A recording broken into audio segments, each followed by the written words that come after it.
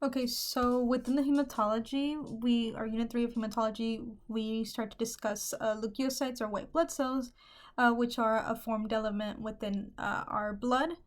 And I just wanted to touch up on this because you will be seeing this again in Unit 4 within the lymphatic system because it's a part of our immunity.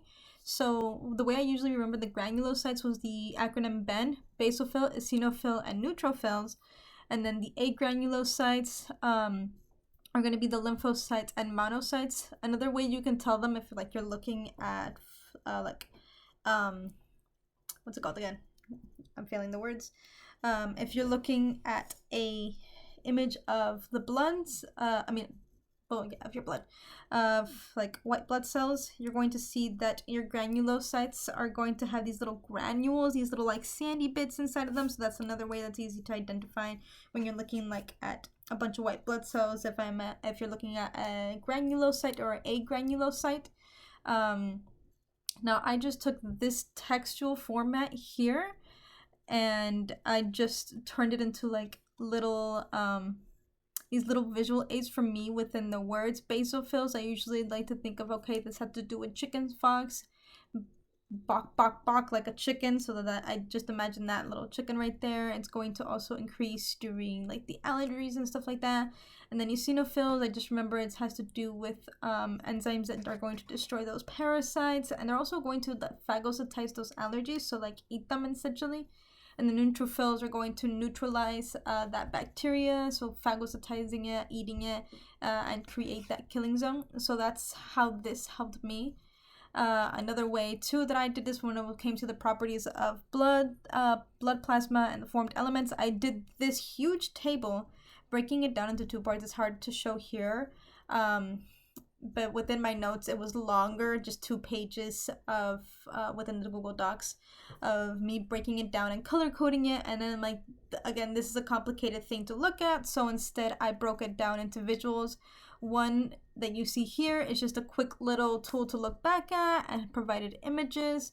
Another one is this one because I'm a visual learner. I chose to visualize the words as something that's going to like help me remember what they do. And similarly here for the components of blood, plasma and formed elements, I broke them down into their 2 categories. Okay, so here we have plasma, and this is what's part of plasma. And then here we have the formed elements, which are the platelets, white blood cells, and the red blood cells. So I broke that down into its components right there. And then when it came to a little deeper, I broke it down. I believe your guys' slides also have an image that has to do with like this vial of blood, with the divided into the plasma, the white blood cells, and the less than 1% of white blood cells and platelets, and the red blood cells and stuff like that. And then I liked it because it gives like a little breakdown of, okay, proteins. These are the 3 proteins that are consistent of within platelets and what they do. I broke it down into that to add it as like a little easier go back card to see exactly what each of these proteins does within the plasma. And then the leukocytes, again, those neutrophils right there, because I was going to take up too much space here, I just chose to focus it on another slide because it's a lot of information that's going on there. And then other solutes are going to be those ions, nutrients, waste products, and gases and stuff like that. And then I just kept it as a light summary here. For me, I was more focused on remembering what the proteins were within plasma and what the leukocytes were, and just being able to, at least off the top of my head, remember it's like, okay, this stuff, the general list of stuff that goes into the other solutes that make up part of plasma and the components of blood and stuff like that. Just essentially breaking down my notes into something that's a little bit more easier to digest and that I can go back and look at. Similarly with little memory tricks that I use for like receiving and donating blood. I always like to think, I always like to look when I was taking the test. It was like, okay, I know if they have the same letter, there's more likely to be safe to donate to each other. And then I would look at if it was a positive or a negative. So I knew that negative can donate to anyone. If it's positive or negative, it didn't matter. It was safe to donate. But I also knew that if it was positive, they could only donate to positive. It was not possible to donate from positive to negative. So the way I remembered it was that negative can donate to both positive and negative, as that negative loves giving gifts to both friends and family. So friends are positive blood, and then negative is family blood, stuff like that. That's the way that I used it, and vice versa. Negative can only receive from negative, because negative only likes receiving gifts from family and not from friends. You know how there's some people that don't want to like impose on their friends because they rather shower their friends with affection instead of receiving affection that way.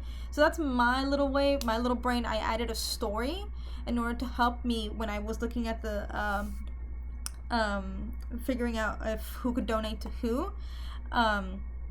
That was a little memory trick I told myself, just to bring up that story back in my brain, just to help me do the process of elimination of what I was looking at.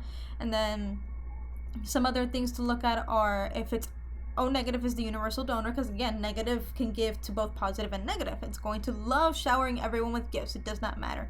But AB is also the universal receiver because it has those two letters. So that's the only time where I couldn't exactly use the same letter scenario, because if it was AB, the way that I remember it is like, AB, the way that I remember was like AB has those two letters, so that's because it has those two components, it couldn't give to A and it couldn't give to B, but it could receive from both A and B because it's still like that matching of it, but because there's two letters compared to the one, it couldn't give to others. At least that's the way my brain worked it out. If this could help you guys, like these little story tricks could help you guys figure out like who can donate to what and who can receive what blood type, like hopefully that does. And then jumping into the lymphatic, so here are the basophils that I first told you about.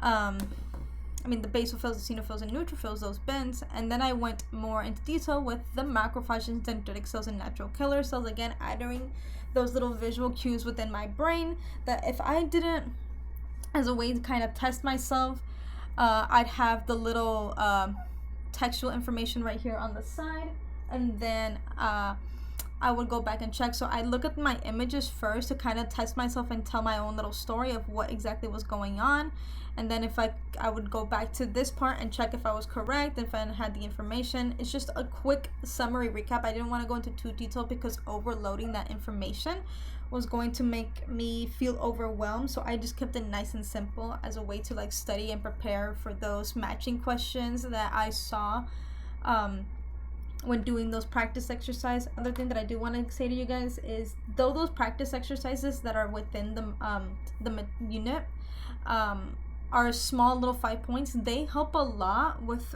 preparing you guys for the quizzes and exams, because it's like a way to get you to study, and you can go back and look at those even after you finished it, to just continue testing yourself and just to see where you stand. The images, like my advice is to constantly take any image that you see and use that to create your own flashcards or your own study material, because you never know what image you're going to see within the quiz or the exam. So it's better to have a huge library of these images that you can look back on and just study that way.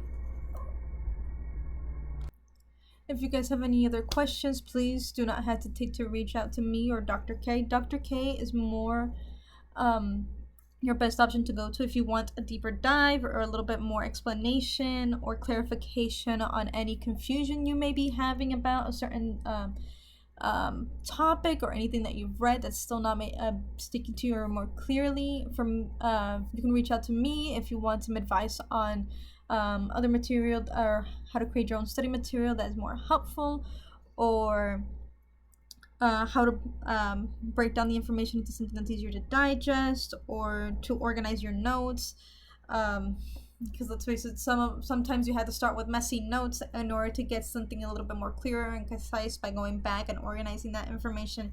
Just one time writing it is not always going to do it. But yeah, Dr. Curley and I are here to support you guys in any way that you need. Please do not hesitate to reach out.